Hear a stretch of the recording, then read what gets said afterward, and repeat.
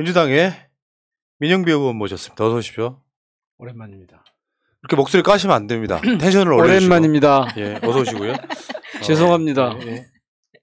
선거에 지고 와서. 괜찮습니다. 뭐 그 책임은 같이 있는 거니까. 근데 이제부터는 앞만 보자고. 그래서 제가 그 말을 지금 받아들이고 있긴 한데 아직 잘 안 됩니다. 지금 민주당에서 선명한 사람을 172명 줄을 세워놓으면 맨 앞줄에 계시는 분 민영배 의원이십니다. 아유, 네. 제가 맨 앞줄에 예. 같은데. 맨 앞줄도 아니고 맨 처음 1번 퍼스트. 그때 기억들 나신지 모르겠는데요. 윤석열 검찰총장을 탄핵하자고 외쳤던 바로 그분이시죠. 아, 예. 2020년 12월 28일자에 윤석열 탄핵 역풍은 오지 않는다. 역풍은 오지 않으니까 윤석열 탄핵하자 하면서 윤 총장 탄핵이 반드시 필요한 이유를 역설하셨던 분인데 그때 했어야 돼요. 지금 생각하면. 그러니까요. 그러니까 그 당시엔 제가 지금 같았으면 더 세게 어떻게든 했을 텐데 그 당시에는 제가 초짜여가지고 여의도 밖에서 모처럼 여의도에 들어온 그런 사람 눈으로 볼 때는 아무래도 아닌데 그때는 여의도 문법이 그게 아니라고 계속 고참들이 선배 의원님들이 그렇게 하시니까 더 악을 세게 못 쓰고 그냥 그렇게 글로만 쓰고 말았는데요. 생각해보니까 좀 후회가 되더라고요. 그때 그 사이에 했어야 되는데. 네, 그 사이에 민주당 검찰개혁 TF도 하셨고 예. 또 그 유명한 그 선명함의 그 대명사 철험에 포함도 계시고 어쨌건 지금 민주당이 검수한 바 관련 법안이 여러 개 올라가 있는 걸로 알고 있고 예. 지금 화면에 보시는 표에도 있지만 그 민영배 의원 대표 발의한 검찰청법 일부 개정 법률안도 지금 올라가 있는 거예요? 발의해 놓으신 거예요? 그거는 이제 분산, 예. 공간적 분산, 예. 그걸 이제 담은 내용입니다. 그러니까 지금 김용민 의원 발의, 황운하 의원 발의, 이수진 의원 발의, 뭐 민영배 의원 발의 이런 법들이 지금 발의가 되어 있는데 민주당에서는 이거 어떻게 처리하겠다는 거? 이걸 이제 모아야 될 거 아니에요? 아니면 어느 방향성으로 가야 되잖아요. 이거요. 지금은 이렇게 왔다고 보시면 됩니다. 지금 당장 이거를 다 처리하기 어렵다. 그래서 일단 수사권을 검찰에서 일단 떼내자. 그럼 어디로 갈 거냐? 그리고 어떤 보완 조치가 있느냐? 그것은 일단 이거 하고 나서 정권이 지금 바뀌었잖아요. 대통령이 바뀌면 그때 한번 차분하게 살피자.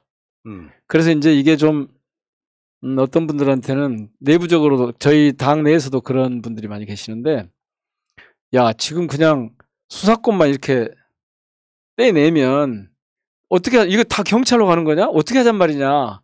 그러니 이거 다 준비해가지고 조금 시간을 두고 하자 이런 분들이 이제 계세요. 근데 그런 분들께는 그러면 그때 가서 가능하지 않으면 어쩔 건데요? 라고 하는 질문으로 이제 서로 논란을 벌이고 있는 거죠. 내일 결판이 나겠죠. 이제. 네. 그러니까 화요일 날 의원총회에서 결판이 난다 그러는데 안 될 가능성이 있나요? 지금으로서는 모르겠는데요. 이런 것 같아요. 전체적으로 보면 검찰의 수사권과 기소권을 분리하는 데 대해서는 아무도 이견이 없는 것 같습니다. 거의 없어요. 그 대목은. 왜냐하면 이것이 그동안 우리 사회에서 가져왔던 그 부조리 문제 이런 것들 때문에 수사 기소 분리해야 된다. 이 대목에는 검찰 출신이든 누구든 다 동의를 합니다. 그런데 그 다음에 어떻게 조치를 할 것인가를 두고 정말 이견이 있어요. 물론 수사 기소 분리라고 하면 검찰 지금 검수완박이라는 표현을 저희들이 안 쓰는데 완전히 검찰은 수사를 아예 못하느냐 그건 아니거든요. 한 세 가지 경우에는 수사를 할 수 있어요. 꼭 필요한 보안 수사나 뭐 기소해놓고 나서 그렇죠. 필요할 때 그런 거는 있을 수 있어요. 근데 그거는 조금 더 봐야겠지만 우선 하여튼 급한 건 당장 수사권을 그러니까 이제 이런 거거든요. 검찰이 수사권과 기소권을 같이 갖고 있으면 문제가 뭐냐면 잘 아시겠지만 조작이 가능해진다는 거죠. 다른 말로 하면 검찰 정치가 가능해져요. 이 검찰 정치를 못하게 하자는 거죠. 근데 지금까지 거기에 쭉 그 몸에 체화돼 있기 때문에 이분들이 검찰 쪽이 지금 저렇게 반발하는 거예요. 우리한테 수사권을 떼내면 우리는 원래 공소기관인데 수사까지 갖고 있었는데 그래서 공소를 하는데 이 수사가 되게 중요한 역할을 했다. 근데 이걸 빼내면 우리한테 어쩌란 말이냐. 그런데 그 말은 사실은 세계 어느 나라에도 이렇게 강력하게 갖고 있는 곳은 없거든요. 아니 다른 나라도 검찰이 수사를 할 수 있는 곳이 있죠. 필요에 따라서 저희들도 그 완박은 아니에요. 그러니까 완전히 박탈하는 건 아니에요. 검찰이 공소를 하는 데 필요한 수사권은 갖고 있어야죠. 그런데 지금 저렇게 대검에서 막 집단적으로 저항을 하고 또는 검찰총장까지 나서가지고 직을 걸겠다고 하고 이거는 뭐냐면 민주당이 지금 하고 있는 이 과정이 기존의 검찰 권력의 부조리한 측면을 해소하는데 옳은 방향이구나 이걸 오히려 증명해 주는 거죠 지금. 그렇죠. 그러니까 그렇죠. 그렇게 반발하는 게 사실은 이거예요. 좀 전에도 그런 이야기를 우리끼리 했습니다만 네. 국회는 입법기관이고 네. 그 사람도 그냥 공무원이잖아요. 네. 그러니까 저런 식으로 우리의 기득권 지키려고 노골적으로 반발하는 것 자체가 뻔뻔한 거 아닙니까? 어떻게 보면 국민의힘의 정당이 그것을 막겠다고 하는 건 어느 정도 이해가 돼요.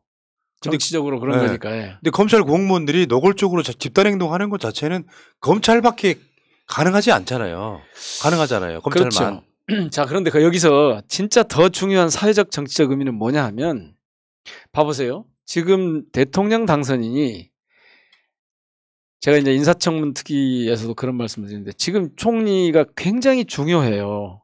그 말씀을 혹시 기회가 나면 나중에 드리기로 하더라도 대통령 당선인이 검찰 경력밖에 없는 분이세요.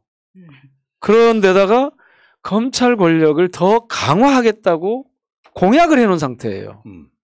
이 상태가 그냥 하면 어떻게 되겠습니까? 지금보다 더 강한 검찰이 탄생할 거예요. 그렇죠. 그래도 괜찮은 거예요?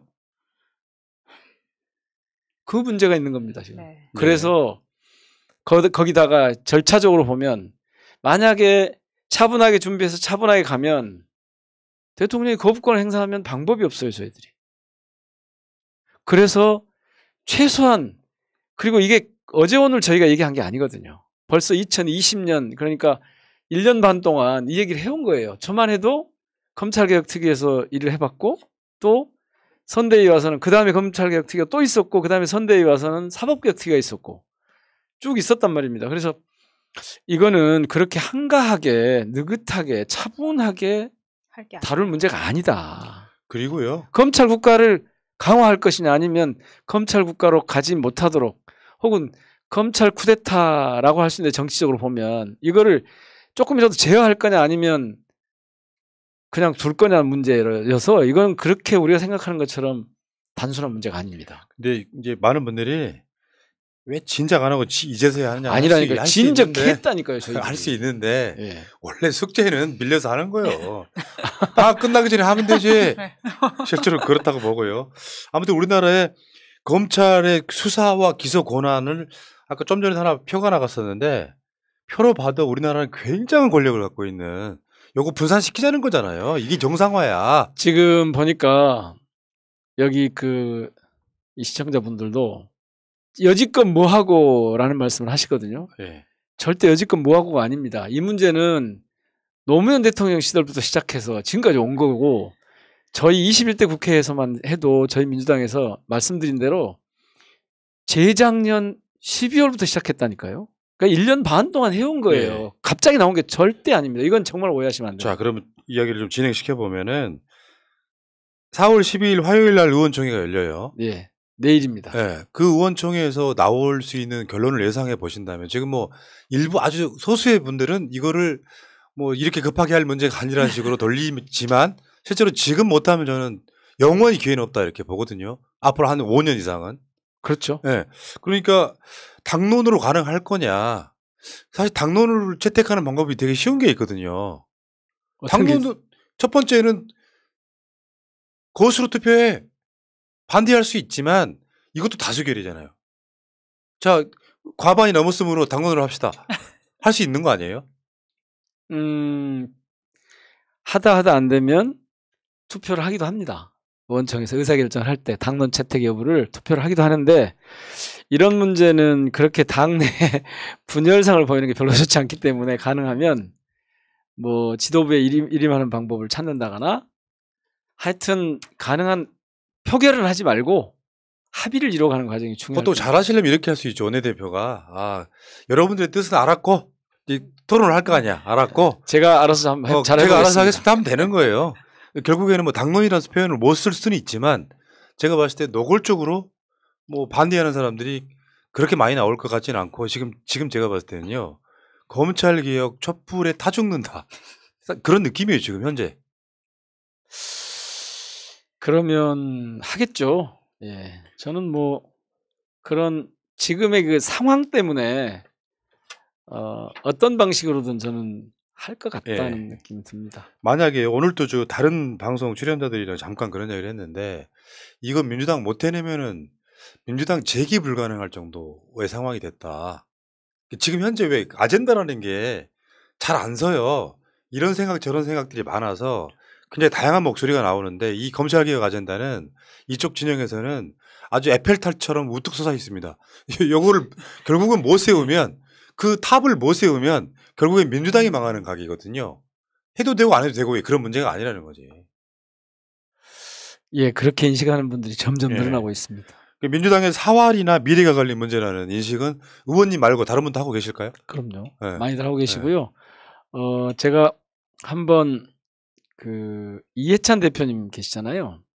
하도 제가 답답해서 이 검찰개혁 그러니까 수사기소 분리 문제에 대한 의견을 한번 여쭸어요. 그랬더니 당신 이름을 인용해도 된다. 성함을 임명하면서 해도 된다 그러시면서 이거를 제대로 못하면 선거에서 정말 어려울 거다. 왜냐? 민주당이 뭘 했다는 걸 보여주지 못한다. 거기다가 지금 민주당의 지지자분들에게는 뭔가 지금 분노가 있잖아요. 이거를 해소해줄 그런 재료가 또 필요한데 이런 게 그런 걸 할 거다. 그래서 지지자들을 결집시키는 효과가 있을 거다. 그러니까 그걸 꼭 해야 된다라고 말씀하시더라고요. 근데 저도 이제 그렇게 생각을 하고 있지만 그래도 이 원로 선배님들이시니까 가서 좀 몇몇 분들한테 여쭤보고 그랬을 거 아닙니까? 그랬더니 이해찬 대표님 정확하게 딱 그렇게 말씀을 하시더라고요. 이거 해야 된다. 이거 안 하면 지금 푸나님 말씀하신 것처럼 권 대표님 말씀하신 것처럼 어려움이 올 수 있다. 그러니까 국회가 2년 정도 남았어요. 172석 2년 정도 남았다고. 요거 못하면요. 2년 내내 끌려다니다가 다음 총선 때 제가 봤을 때 반토막 나요. 의석수. 저는 그냥 끌려다니는 정도면 괜찮은데 검찰권이 저렇게 대통령이 직접 관장할 만큼 돼버리면 그러니까 이제 뭐 법무장관 뭐 수사지휘권 이런 것도 없애겠다고 하고 물론 그거는 저희들이 그렇게 호락호락 할 수 있게는 안 되겠지만 그렇게 해서 검찰국가로 가는 거라면 이건 그러니까 민주당 진영에 대한 저희 쪽에 대한 아주 무자비한 공세가 있을 가능성이 많거든요. 그러네요. 수사하고 막 한 5명 국회의원 벌써 시작했잖아요. 그리고 다들 예상하시지만 문재인 전 대통령 이제 그때가 되면 전 대통령이 될 텐데 저가 보기에는 그것도 정말로 그 막강한 검찰권을 갖고 우리가 봤잖아요 이미. 조국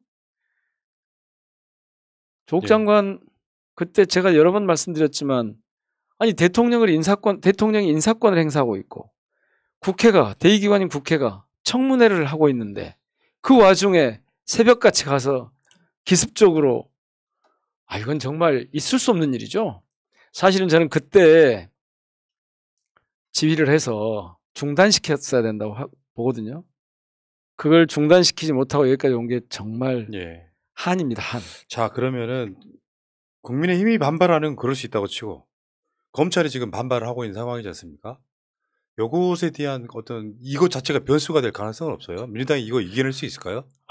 쉽게 표현하면 검찰의 캐비넷 정치가 시작되는. 너무 그렇게 그래도 민주당이 172석에 제1야당인데 압도적인 과반을 갖고 있는 제1야당인데 검찰에서 반발한다고 그래서 검찰이 무슨 입법부를 그렇게 소관 영역이 다른 문제잖아요. 자기들의 목소리를 저는 낼 수 있다고 봐요. 왜냐하면 그동안 해왔던 그런 관성이 있기 때문에 낼 수 있다고 보지만 그런다고 해서 그것도 법무부의 하위청인 법무부의 청의 하나인 행정부의 이 한 부처가 국회를 상대로 그렇게 할 수 없죠. 그거는 정말 자기들 주장이고 그걸 판단하는 유일한 기준은 국민들이죠.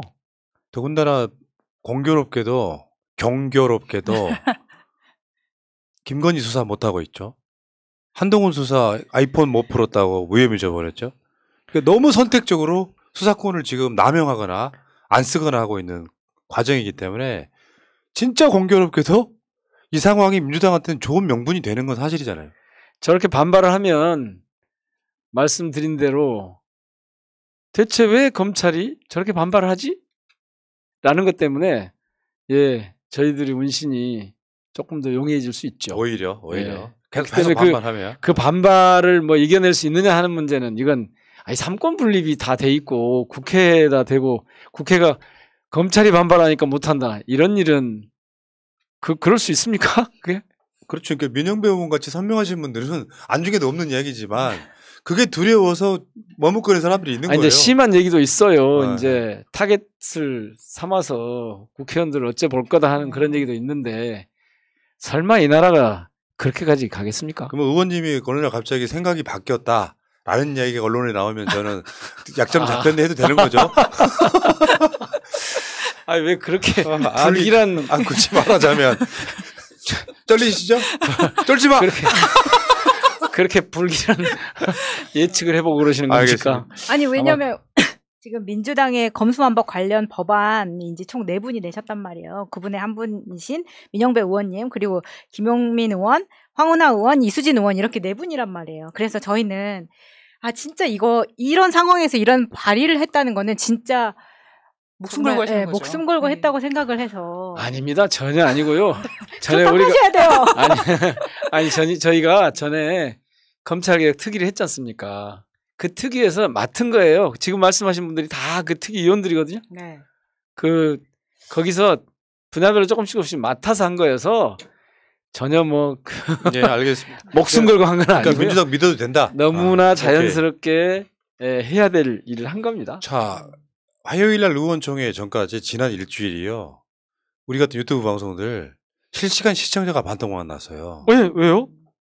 그러니까 이제 그때 한번 미뤘잖아 일주일을.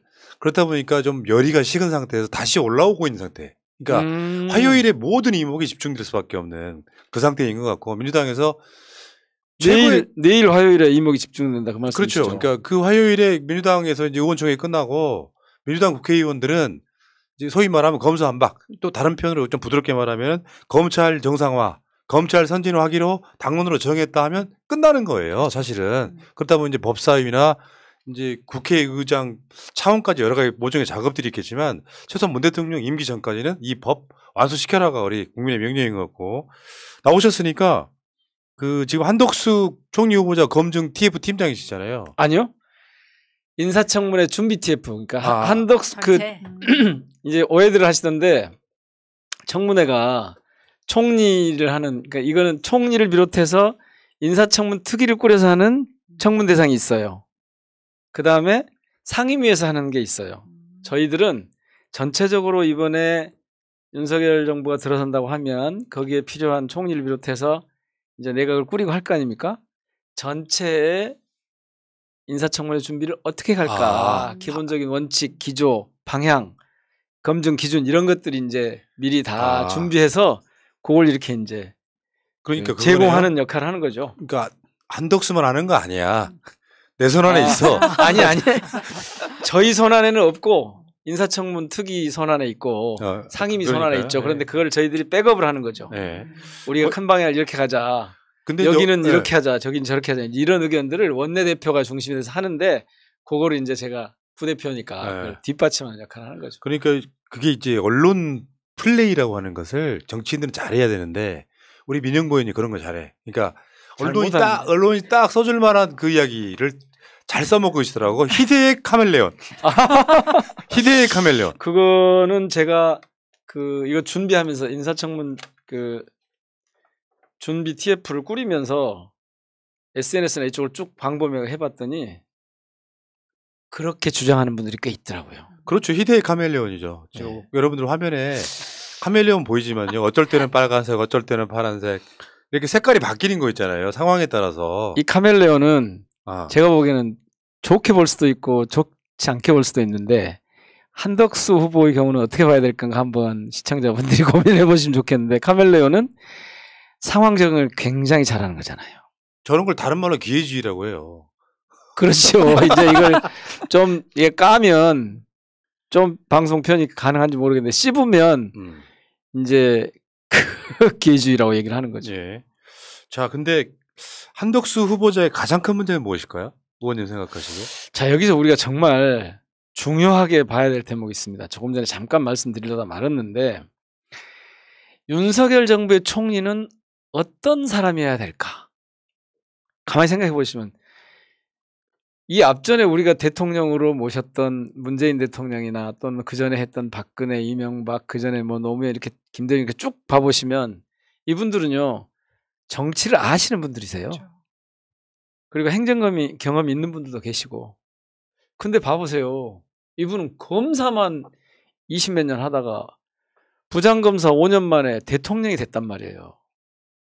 검찰총장 하다가 불과 옷 벗은 지 몇 달 안 돼서 후보가 됐고 대통령으로 당선이 됐어요. 자, 이때 총리는 그냥 총리가 아닙니다. 이 검사 출신 당선인 대통령을 완벽하게 보좌해 주지 않으면 이 나라가 어디로 갈지 정말 걱정이 태산이죠. 그래서 이 총리는 몇 가지 중요한 요건이 있는데 그중에 1번은 뭐냐면 이 시대의 변화, 이 시대 상황, 그러니까 이 시대 정신을 대통령께 충분히 보좌할 수 있는 역량이 있느냐. 즉, 이 대전하는 시대에 이걸 헤쳐갈 역량이 있느냐. 이게 1번이고요.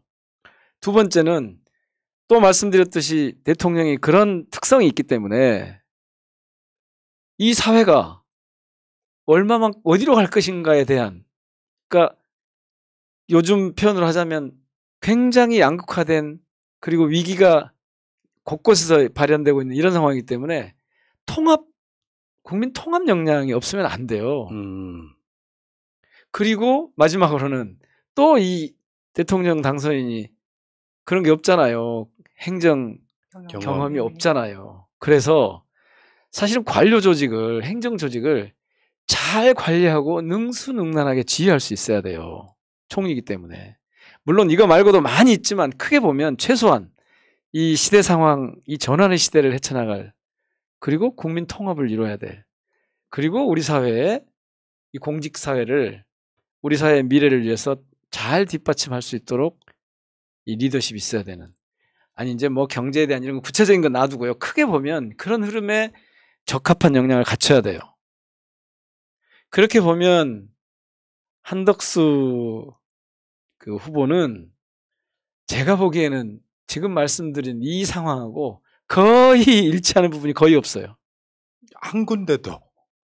그러니까 관료 출신이기 때문에 관료사에 이걸 좀 잘해갈 수 있을까이지만 가만히 봐보세요. 관료 출신 총리하고 정치인 출신이나 다른 경제인 출신이나 총리들하고 이 관료의 경직성을 이분이 벗어나지 못했다면 이 조직 관리를 잘 해나갈 리더십에 대한 기대가 잘 안 되는 거죠. 예. 거기다가 무슨 사회적인 국민 통합이나 무슨 시대 전환이나 이런 상황에 대해서는 너무 올드하잖아요. 아니 15년 전에 총리하던 분이 다시 이 시대에 다시 호명이 된다는 게 저는 그래서 사실은 이걸 왜 이분을 내세웠지?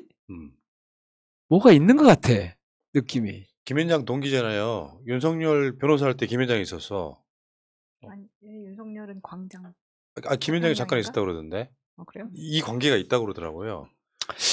아니요, 저는 그거보다는 몇 가지 있는 것 같은데. 그 외에 예를 들면 뭐 제가 무속견대라는 표현을 썼더니 구속견대라고 하던데. 무속견대요? 네. 그런 느낌도 좀 있는 것 같고. 그 이야기는 우리가 한번 다뤘어요. 저 부인하고 그랬어요? 관련해 갖고. 그다음에 실제로는 그러니까 이 노무현 대통령, 김대중 대통령 이 시기에 이 중요한 자리에 있었기 때문에 그걸 가지고 좀 내세워 보려고 그러나? 비벼보려고. 민주당에서 이제 이미 검증된 사람이다. 저는 사실은 이해가 안 돼요. 실제로 그런 것 때문일까? 거기다 호남 출신? 이것도 이해가 안 돼요. 본인은 호남 출신 아니라고 이렇게 강변하신 분인데. 그러니까요. 이거는 그냥 한번 일회용일까? 이런 의심이 생겨요. 청알바지 같은 거? 네. 그리고 다른 분들을 교체시키면 거기까지는 제가 모르겠는데 아니 왜 이럴 수 있잖아요. 총리를 낭만을 시키면 상대적으로 민주당의 다른 장관 낭만시키기 힘들어요. 그런 식의 딜용? 야 대단하신데요? 저 지금 국회의원 3선입니다. 심리적으로. 그렇게 지금 3대째 지금 해오고 계시구나. 그래서 이제 저는 정말 이유를 잘 모르겠어요. 왜 이분인가? 예. 그리고 그거를 설명을 잘 안 해줘요. 그냥 뭐 경륜이 있고 이렇게만 딱 하니까. 근데 실제로 그 이번에 나온 것 중에 이해충돌, 예를 들면 미국 기업에다가 월세 받고 그 월세를 받은 그 기업한테는 특혜를 주고 요거 하나. 그러니까 저희가 지금 인사청문 준비 TF라고 했지 않습니까? 자 여기서 이제 기조를 잡았어요. 그게 이제 국민 눈높이에 어울리는가, 그 다음에 직무 적합성을 보겠다. 이게 크게 두 개 잡았는데 그 기조에서 보면 저희들이 슬로건을 국민이 예스 하면 패스 이렇게 했단 말이에요.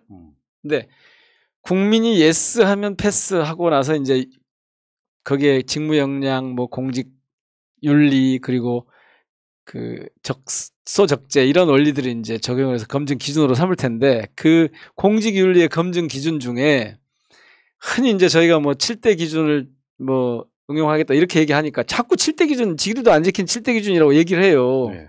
여기서 두 가지 짚어야 돼요. 하나는 그거 플러스 알파, 알파의 1번이 시대정신인데 그중에 제일 핵심이 이해충돌이에요. 그전에는 없던 거예요. 지금 말씀하신 그 이해충돌이 그래서 되게 중요한 요소예요. 예. 이해충돌은 아시잖아요. 사적 이익과 공직자로서의 이해가, 공적 이익이 부딪히는데 또 부딪히는 상황에 처했을 때 이해충돌이라고 한단 말이에요. 근데 지금 저기 나오는데 아니네, 저거는 김현장 그거네. 그러니까 부동산 말씀하신 대로 네. 그런 문제를 다루는 공직에 있던 시절, 그러니까 그 당시에 무슨 상공부가 됐든 산업부가 됐든 외교통상부가 됐든 청와대가 됐든 이 있을 때 담당 업무가 다 외국 기업을 상대하는 업무였단 말이에요. 그런데 그 자기 집을 외국 기업한테 임대를 줬다. 그런데 그게 부동산을 통해서 했다고 그러잖아요. 아니 그러면 부동산 안 통하고 직접 하면 큰일 나는데, 제가 말씀드리는 건 그런 때 내가 이런 일을 하고 있기 때문에 이런 분들한테 주면 안 돼요라고 부동산한테 얘기를 해야죠. 부동산 소개하는 데에다가. 그게 문제네 진짜. 우연치 않게 그런 게 아니고 우연히. 이거는 윤석열 당선인이 그 왜 화천대유 대주주의 누나가 우연히 아버지 집을 사줬다는 거 아니에요. 그게 우연일 수가 있겠어요? 이거하고 똑같은 맥락이에요 지금. 예.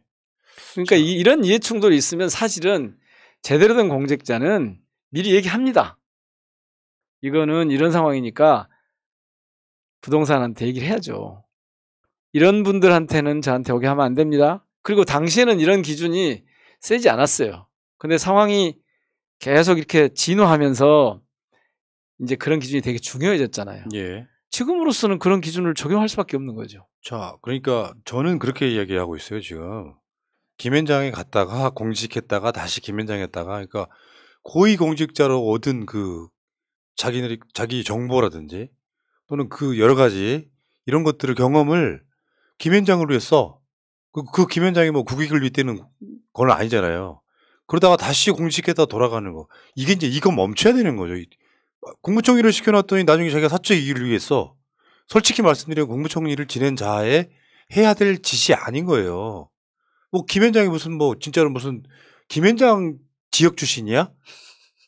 그걸 바꿔내지 못하는 거야. 나는 전라도 출신이 아니고 김현장 지역 출신이야?